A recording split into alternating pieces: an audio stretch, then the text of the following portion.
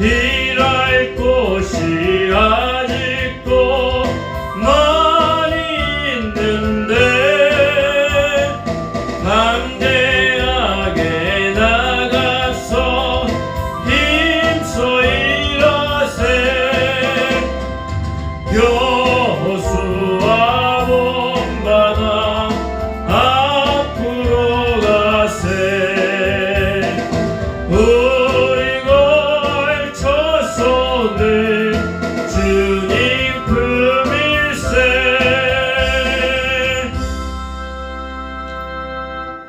아멘. 우리 다같이 신앙 고백하겠습니다. 전능하사 천지를 만드신 하나님 아버지를 내가 믿사오며 그 외아들 우리 주 예수 그리스도를 믿사오니 이는 성령으로 인께하사 동정녀 마리아에게 나시고 본디오 빌라도에게 고난을 받으사 십자가에 못 박혀 죽으시고 장사한 지 사흘 만에 죽은 자 가운데서 다시 살아나시며 하늘에 오르사 전능하신 하나님 우편에 앉아 계시다가 저희로서 산자와 죽은 자를 심판하러 오시리라. 성령을 믿사오며 거룩한 공예와 성도가 서로 교통하는 것과 죄를 사하여 주시는 것과 몸이 다시 사는 것과 영원히 사는 것을 믿사옵나이다. 아멘. 우리 다같이 찬송가 372장 찬양하겠습니다.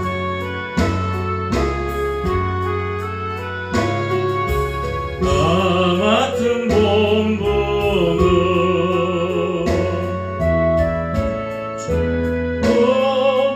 눈 영원 구원 얻도록 잘 인도함이라. 부르심 받들어 내 형제 섬기며 구주의 뜻을 따라서 내 정성 다하리. 주 앞에 모든 일 잘 행케 하시고 이후에 주를 배울 때 상 받게 하소서. 나 항상 깨어서 늘 기도드리며 내 믿음 변치 않도록 날 도와주소서. 아멘. 오늘 내 받으신 말씀은 요한복음 1장 29절에서 42절 말씀이 되겠습니다. 성경책 요한복음 1장 29절에서 42절 말씀을 다같이 합독하겠습니다. 이튿날 요한이 예수께서 자기에게 나아오심을 보고 이르되 보라 세상 죄를 지고 가는 하나님의 어린 양이로다. 내가 전에 말하기를 내 뒤에 오는 사람이 있는데 나보다 앞선 것은 그가 나보다 먼저 계심이라 한 것이 이 사람을 가리킴이라. 나도 그를 알지 못하였으나 내가 와서 물로 세례를 베푸는 것은 그는 이스라엘에 나타내려 함이라 하니라. 요한이 또 증언하여 이르되 내가 보매 성령이 비둘기같이 하늘로부터 내려와서 그의 위에 머물렀더라. 나도 그를 알지 못하였으나 나를 보내어 물로 세례를 베풀라 하신 그이가 나에게 말씀하시되 성령이 내려서 누구 위에든지 머무는 것을 보거든 그가 곧 성령으로 세례를 베푸는 이인 줄을 알라 하셨기에 내가 보고 그가 하나님의 아들이심을 증언하였노라 하니라. 또 이튿날 요한이 자기 제자 중 두 사람과 함께 섰다가 예수께서 거니심을 보고 말하되 보라 하나님의 어린 양이로다. 두 제자가 그의 말을 듣고 예수를 따르거늘 예수께서 돌이켜 그 따르는 것을 보시고 물어 이르시되 무엇을 구하느냐 이르되 랍비여 어디 계시노이까 하니 랍비는 번역하면 선생이라. 예수께서 이르시되 와서 보라. 그러므로 그들이 가서 계신 데를 보고 그날 함께 거하니 때가 10시쯤 되었더라. 요한의 말을 듣고 예수를 따르는 두 사람 중에 하나는 시몬 베드로의 형제 안드레라. 그가 먼저 자기의 형제 시몬을 찾아 말하되 우리가 메시아를 만났다 하고 메시아는 번역하면 그리스도라. 데리고 예수께서 오니 예수께서 보시고 이르시되 내가 요한의 아들 시몬이니 장차 게바라니라 하시니라. 게바는 번역하면 베드로라. 아멘. 기도하겠습니다. 좋으신 하나님 감사합니다. 오늘 또한 우리가 이렇게 모여서 하나님을 찬양하고 예배합니다. 하나님, 이 시간에 우리와 함께하여 주시고 각자의 처소에서 하나님을 예배하고 찬양하게 하여 주시옵소서. 하나님, 이 시간에 하나님께서 함께하여 주셔서 놀라운 기적과 같은 은혜와 역사가 일어나게 하여 주시옵소서. 코로나19가 하루 빨리 종식되게 하여 주시고 하나님의 은혜가 우리 가운데 임하게 하여 주시옵소서. 예수님의 이름으로 기도합니다. 아멘. 할렐루야. 우리 옆에 있는 분들과 가족들과 함께 시청하시는 모든 분들 같이 함께 인사 나누도록 하겠습니다. 당신에게 좋은 일이 일어납니다. 저는 오늘 본문 말씀을 가지고 세례 요한의 사역이라는 제목으로 같이 말씀을 나누도록 하겠습니다. 제사장과 레위인들을 찾아온 다음 날 예수님은 요한에게 세례를 받으십니다. 우리가 알다시피 세례를 받으실 때 하늘로부터 성령이 비둘기같이 임하여서 그리고 이는 내 사랑한 아들이라고 하나님께서 말씀하시는 현장을 우리는 성경을 통하여 알 수가 있습니다. 세례 요한은 예수님이 그리스도이심을 알아보고 그분에 대해 증언하였습니다.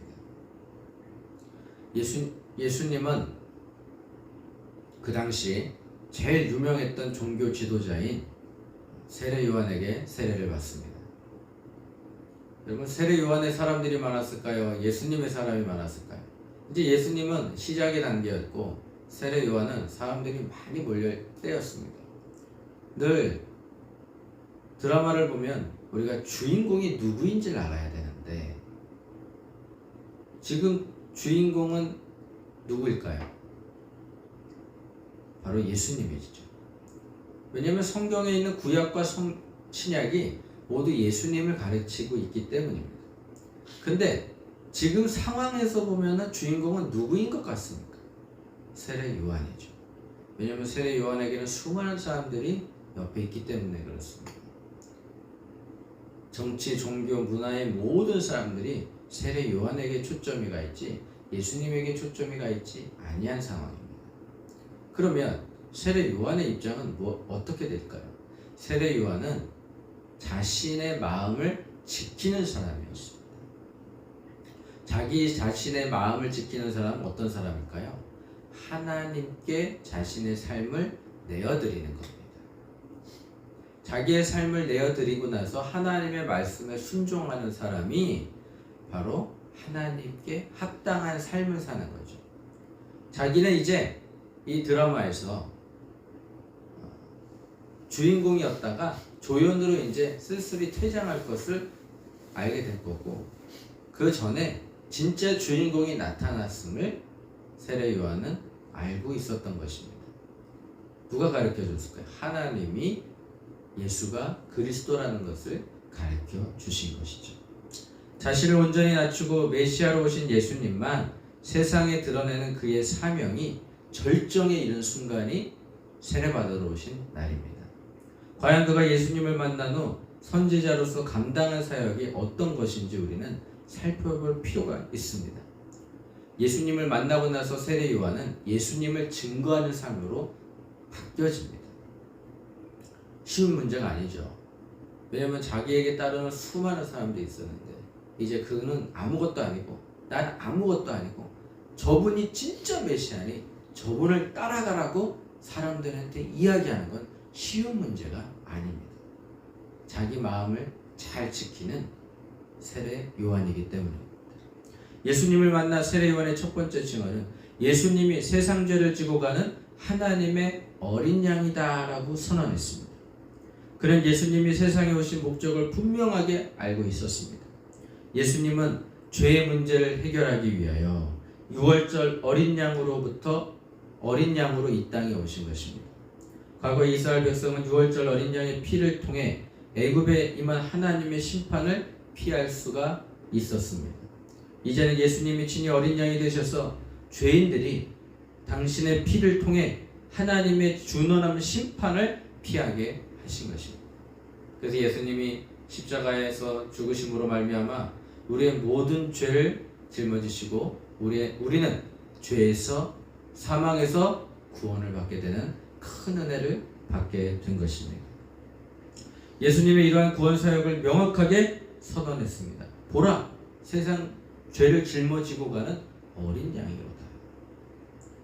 세례 요한의 두 번째 증언은 예수님이 하나님의 아들이시라는 선포입니다. 죄인인 우리는 왕이신 하나님의 아들을 마땅히 순종해야 하는 존재들이죠. 주님은 당신을 따르고자 하는 자에게 성령을 보내주셔서 주님의 뜻에 순종하며 살도록 하십니다. 세례 요한은 구세주의 왕이신 예수님께 사람들의 모든 관심이 집중되도록 일을 했습니다. 세례 요한이 예수님이 누구신가에 대한 분명한 확신이 있었던 것처럼 우리에게도 예수님에 대한 분명한 확신이 필요합니다. 예수님이 누구십니까? 예수가 나의 메시아입니다. 나의 그리스도이십니다. 나의 구원자이십니다. 예수님이 나의 왕이십니다. 저는 예수님의 말씀대로 살려고 노력하고 있고 그렇게 살려고 준비하고 있습니다.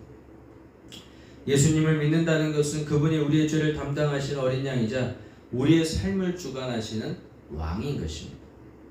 이 두 가지 사실에 기초한 믿음을 가질 때 우리는 비로소 예수님과 바른 관계를 맺을 수가 있는 것입니다.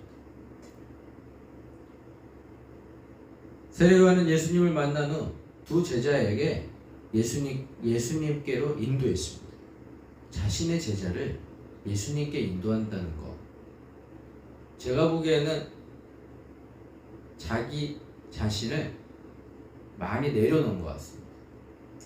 예수님에 대한 확신, 예수님이 메시아라는 걸 확신한 순간, 그리고 저분이 하나님의 아들이시라는 걸 선포하는 순간, 그는 이제 메시아의 시대가 도래했다는 것을 알게 되었고, 그리고 나보다 더 큰 이가 있으니 그에게 가라고 제자들에게 부탁합니다. 그는 자신을 따르는 것이 제자들의 진정한 목적이 될 수 없음을 인정했습니다. 난 아니야. 나는 메시아가 아니야. 저분이 진짜 메시아야. 나는 메시아라고 한 적도 없고 그분을 준비하는 사람이라고 했어. 그런데 그분이 오셨으니 너희들도 그분한테 그래. 이렇게 얘기를 합니다. 두 제자 중 한 사람이 안드레는 자신의 형인 베드로를 그리스도께 인도하는 중요한 역할을 하게 합니다.